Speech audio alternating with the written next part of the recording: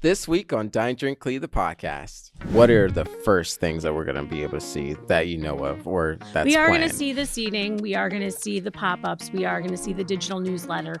We're not going to see other things that are happening. It's like Those will happen Disney, behind the it's scenes. behind the scenes, yeah. Yeah. It almost makes you think auditory. You know, it has a little more sense appeal. Yeah, I also, I don't know about how I feel about changing it from Cleveland caviar to smoked. I know. If you want to support Black-owned businesses for Juneteenth, where else should people go? There's a lot of places to go. I mean, I'm Josh Duke, and I'm Alex Darus. and you're either watching or listening to Dine Drink CLE, the podcast, where each and every week we're going to be joined by cleveland.com's best and brightest food experts, insiders, and influencers talking all things eat and drink here in the Northeast Ohio area. What are we talking about today, Alex? Lots on the agenda today. As always, there's a lot going on at the West Side Market with some changes, but it looks like we're going to have changes as soon as this summer, at least on the customer side of things.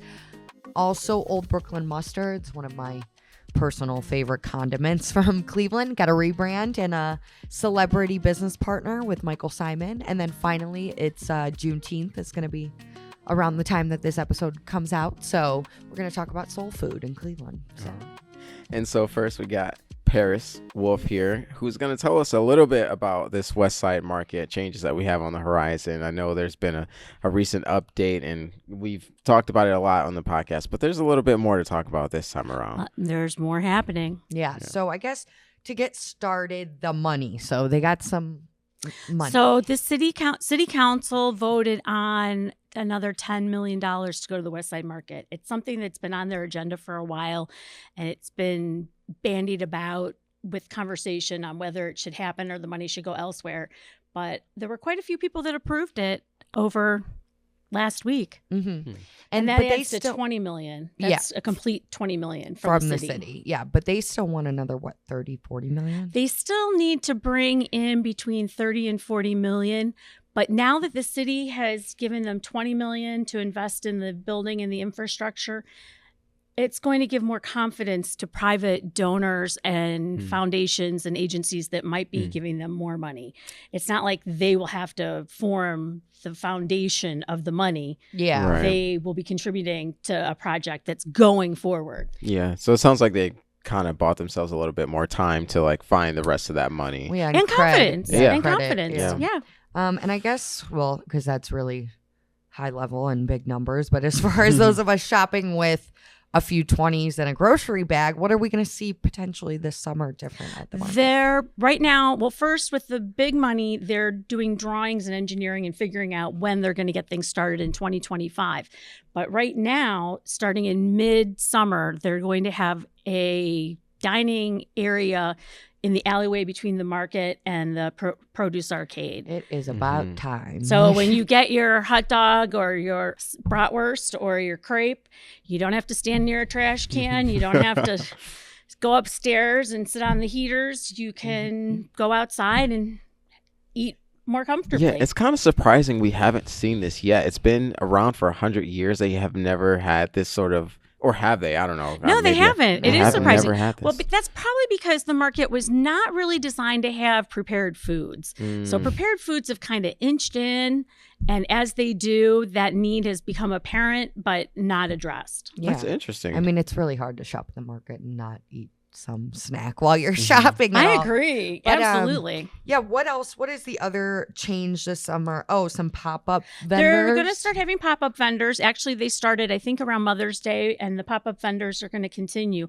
It gives them a chance to test the new vendors, and it gives the vendors a chance to test the market and see what it's going to do for them. It helps them bring in some more diverse vendors and find out, like I said, it's a test. And then the third thing you're going to see is a digital newsletter, and they're encouraging everybody to sign up for that so they will get information on things like our next topic, the parking. Yes. So also what just happened is now it's gateless. The parking fees went up a little bit. So kind of what's going on? Well, the gateless is so good because I don't know how many people have been there when there's a backup and you're sitting You're six cars stuck behind back. a school bus. somebody's card's not working, so they can't get out, they can't pay, it just won't work. So there's no gate. So when you come in, it's going to recognize your license plate. You're going to scan a QR code on the signage and enter the amount of money you think you're going to spend for the time you're going to be there. Interesting. The first 60 minutes are free, which is less than the 90 minutes that it has been in the past. And instead of $1 an hour, it's going to be $1.50 an hour, which is more in line with what you're already paying almost everywhere else in Cleveland. Yeah, I feel like that's extremely fair. And I think most people's reaction to that news has been fair, at least on social media that I've seen. Yeah, I mean, I think there's some concern, maybe folks who are more technologically challenged or don't have smartphones, but also, like, personally, sometimes I'm just bad at remembering. Like, if I have to remember to scan a QR code, I'm going to be like, hopefully I get done in 60 minutes. But you live in Lakewood. Don't you have to do something on your phone to park in public spaces in Lakewood at the meters? They still have coins. They still have coins. Oh, they do? Yeah. Oh, maybe I didn't have coins when I was there, and I used the digital. I know all the secret spots of where to park. Okay. Yeah. But also, like, on West 25th, that was the best parking. Like, if you just want to go get a coffee at Ida or something, like, it's like you could just go, and it used to be 90 minutes for free. Right. So You you know? could run other errands, not just West Side Market errands. Yeah. I know for me personally, I loathe and I'm like terrified of having to go and park somewhere and not having coins. So for me personally, and this could just be me being like my age or whatever, but I personally prefer digital. I think I just you. need the Yes. meter with the code right in front when I pull up. Yeah. Like, if it's on a sign over here, I'm going to be like thinking about what I'm going to eat, like what I'm going to order, playing my menus. Yeah. And it can be a little annoying too if you have to download an app and your service isn't good. Yes. So it also depends on like the functionality of whatever system that they actually have implemented And, too. I mean, what if you have a flip phone? Yeah. What do you do? You can call.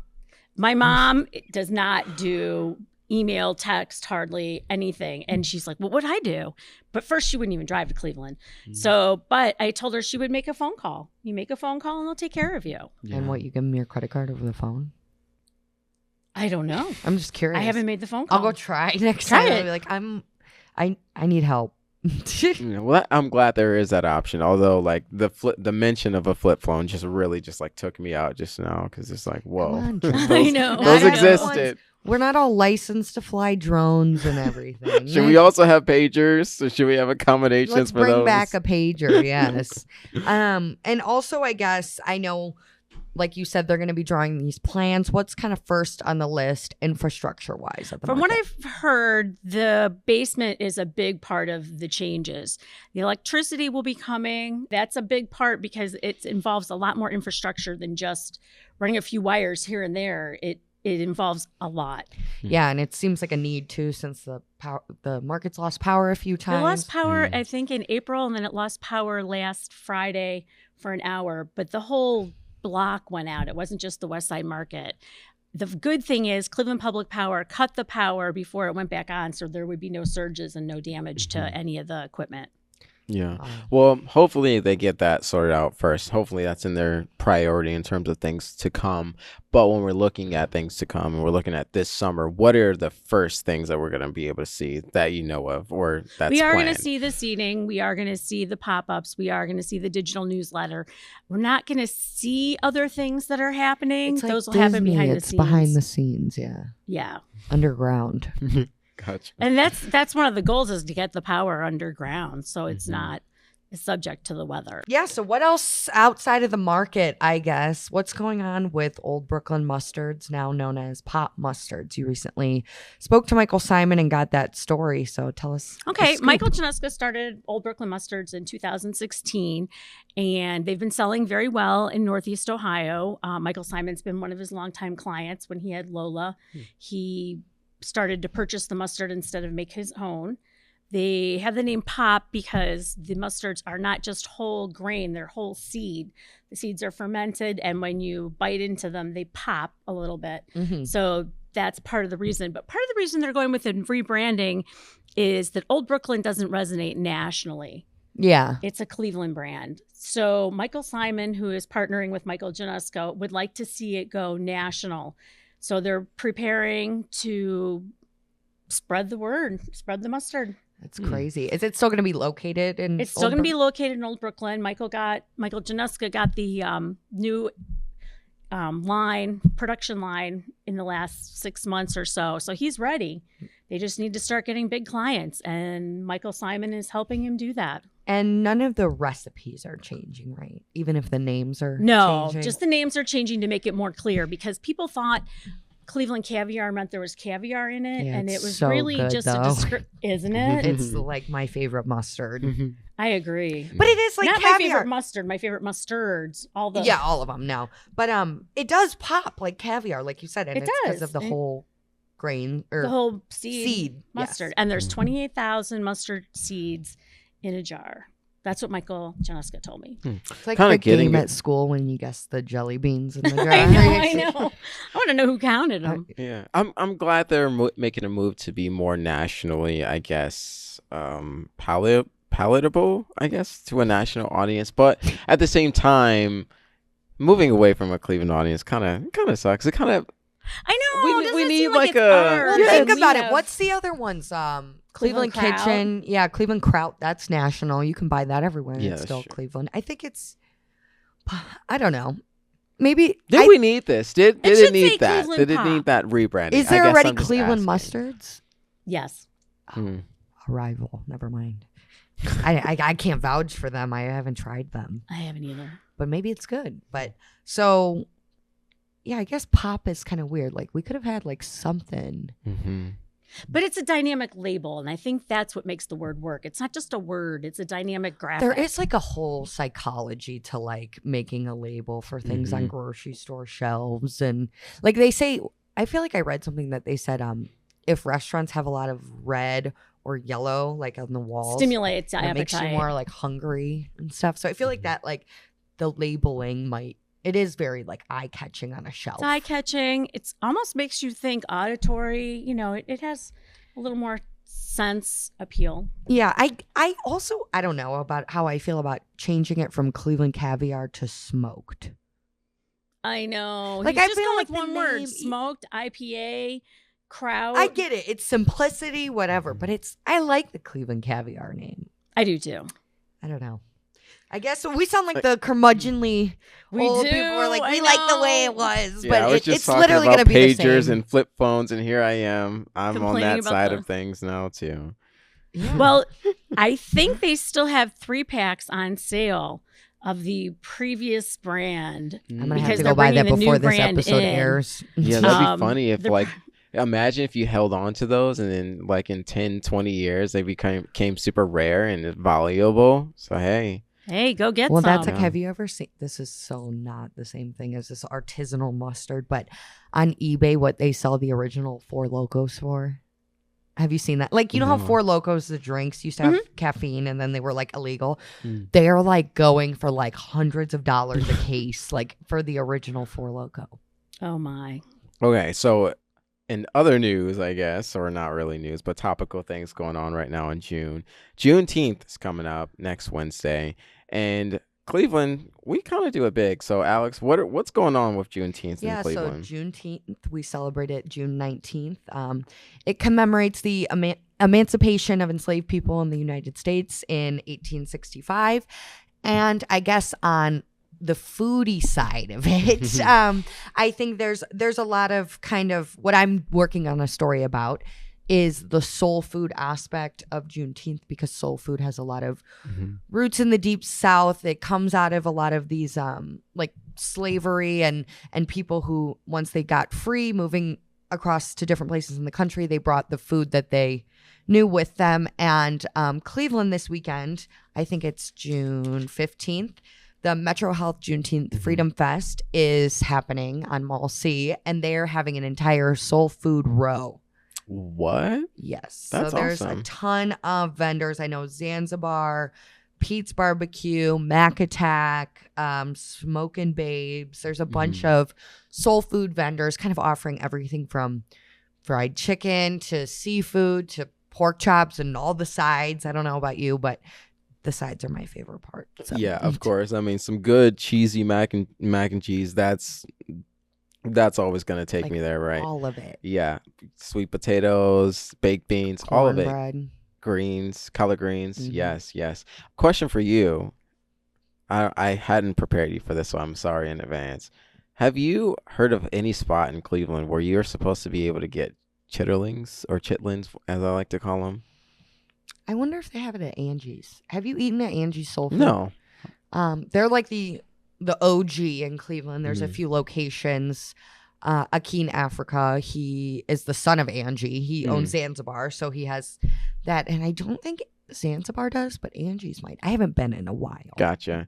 Yeah, because I've the only time I've ever had chitterlings is during Thanksgiving when the family goes and finds them for whatever. Because guys, I don't cook, but but that's when they come. So I'm like thinking that's also For those who one of don't know, what those- is a chitterling? Oh, a chitterling, to my understanding, and you can correct me if I'm wrong, but I have always understood them to be pig intestines, but they're very good. You're supposed to clean them out, and I can't have them without hot sauce, but they kind of really do And they're smell bad. crispy, right?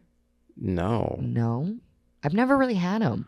Oh, okay, yeah, no. Like I know what they are, but I guess I thought it was like the intestine version of like what do you even call that? Pork rind.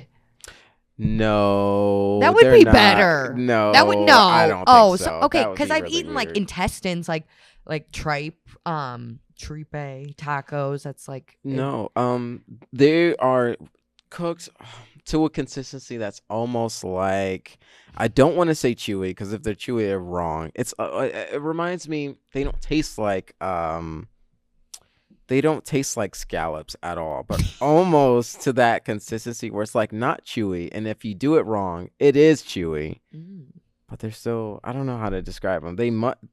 I don't want to say mushy because they're definitely not that. But anyway, they are very, very good. And they also have a history in I was going to say racism, a history in slavery. Because I'm pretty sure my understanding is they come from the idea like the slave owners didn't want the bad parts of the pig, so they give them to the slaves, and the slaves do what the best they can with what they are given. And I think that we've talked about multiple times on this podcast that it seems like some of the most creative, delicious dishes that we experience now and today come from these really horrible experiences and horrible situations where people have to make the best with the least. So. Yeah, no, for sure. And I think of a lot of other things. Like I know I probably said this before, but like oysters used to be a peasant food. Like there was an overabundance of them, and now it's like $30 for half a dozen. So I wonder when we're gonna get that for chitterlings. But I have a fun game we can play. Okay. So like a meat and three. No. Like it's like a plate. Like I think it's like something a regional Meat thing and that's not three. in Cleveland. But yeah, so you get you make a plate Uh-huh. and you pick your meat and your three sides. Sure. Do it with soul food. So I have to have, okay. What's just your go? meat? Like, what are you gonna pick for your meat? Yeah, and then you get three sides, and then you get a dessert. Okay, that's easy. So that's going to be definitely some kind of a grilled barbecue chicken, for sure. 3 sides. Oh, do I have to pick like the places these are coming from?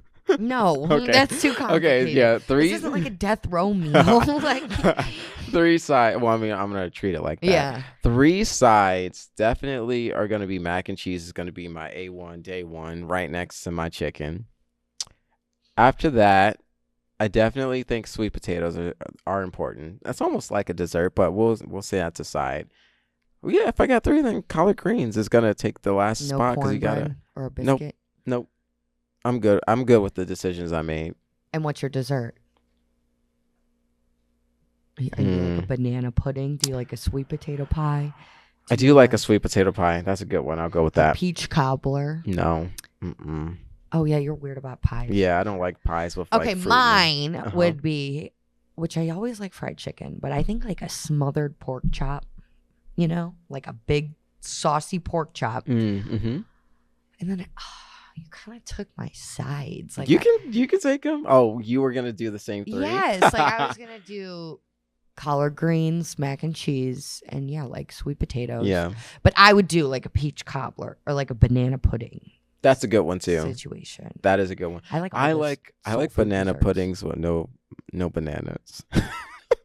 Is that wrong?